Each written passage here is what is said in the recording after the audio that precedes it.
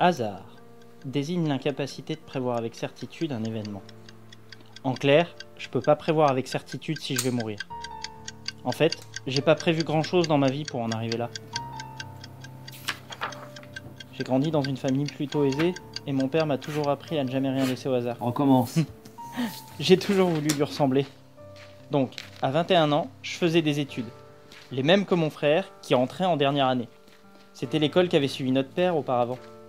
En dehors de ça, j'ai une petite amie qui s'appelle Julie. Bref, tout va pour le mieux. Jusqu'au soir où je l'ai rencontré. C'était un gars sympa à première vue, mais quelque chose me déplaisait chez lui. Il était trop proche de Julie, je pense. Donc j'ai essayé de le faire partir de ma vie en étant de plus en plus distant. Mais il finissait toujours par revenir. J'ai donc abandonné. Il était devenu mon ami après tout. C'est lui qui m'a parlé de ses expériences avec la roulette russe, de qui aller voir jusqu'à l'adrénaline qu'il avait ressentie. Il disait que dans une vie fade, il fallait parfois presque mourir pour se sentir vivre. Et puis il y a eu cette nouvelle.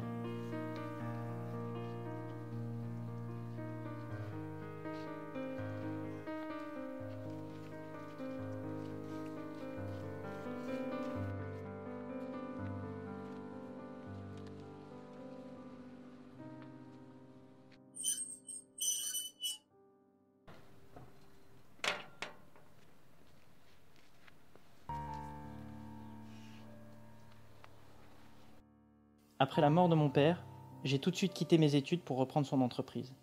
Je l'ai dirigée pendant près d'1 an. Il aurait été fier de moi. Seulement mon frère, ayant achevé ses études, décida de faire valoir ses droits. Et porta plainte contre moi, car je ne voulais pas lui céder ma place. C'est pas possible. Non, je vais vous laminer au procès. Ouais, c'est ça. Je vais vous exploser. J'ai perdu mon procès, ma place et mon frère.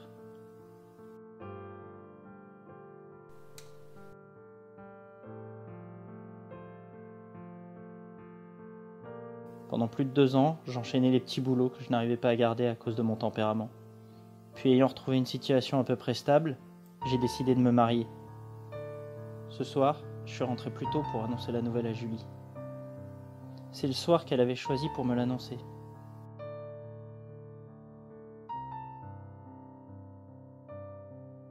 J'ai rien vu pendant 6 mois.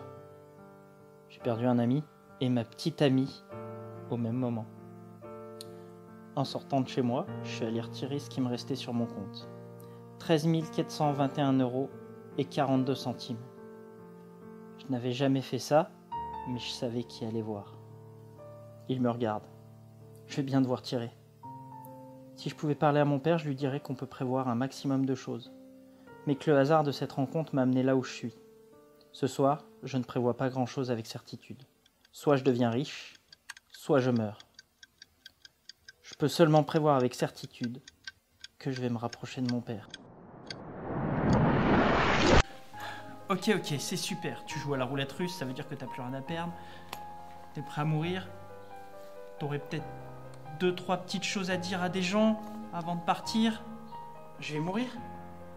Mais putain, tu crois quand même pas que le mafieux, il allait sacrifier sa vie pour 13 421 € de 42 centimes?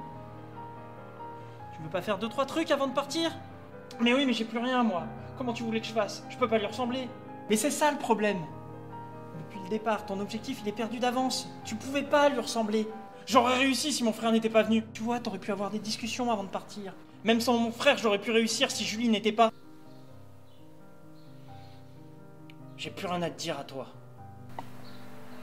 C'est bon, c'est pas comme si je t'avais trompé avec ton meilleur pote. Mais ça n'a rien à voir, vous étiez tout ce qui me restait. Tu te rends pas compte du... Tu vois, tu prends tes décisions trop vite. Tu as 12 millièmes de seconde avant que le coup parte maintenant. Ok, après ce coup j'arrête de jouer, je vais discuter avec Julie et mon frère, et après je reviendrai. Mais réfléchis, si je t'apparais maintenant, ça veut dire que t'as déjà enclenché la balle. Ça veut dire que je vais mourir. Ouais. Attends. Combien de temps il faudrait pour dévier par réflexe le pistolet?